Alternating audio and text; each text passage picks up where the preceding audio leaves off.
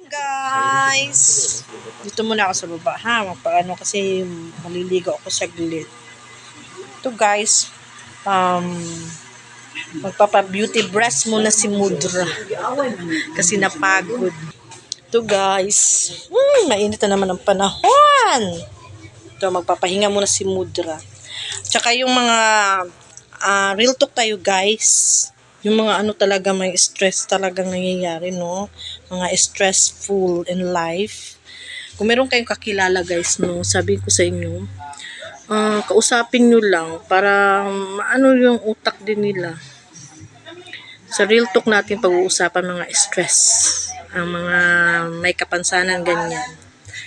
Hindi mo maiwasan na magkaroon sila ng yung parang hinanakit sa loob nila guys.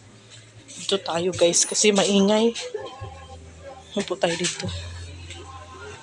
Kaya guys, kung meron kayo kakilalang ganyan, advice nyo na lang, kausapin nyo na kausapin para hindi sila maano yung parang nalulungkot sa sarili nilang mundo.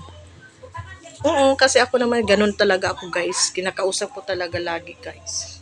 Yung mga ganyang mga tao, hindi ako nahihiya. Hindi ko rin sila kinakaya kasi nga minsan daw yung mga ganyang mga tao nagsasalita mag-isa. Kawawa naman. Yun, naano ko lang sa ibang tao kasi sila yung na-observe nila yung ganun.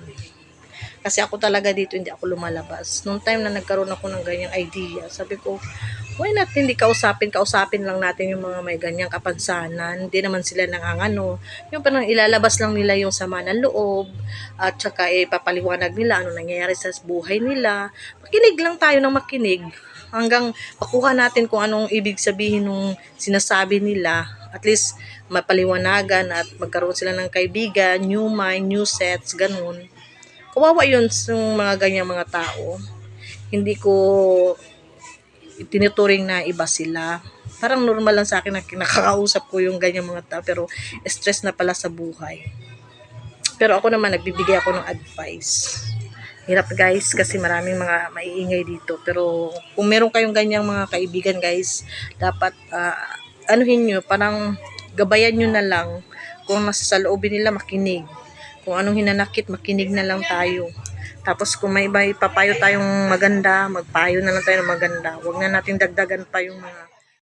Guys, huwag na natin dagdagan ang sama ng loob nila. Diba?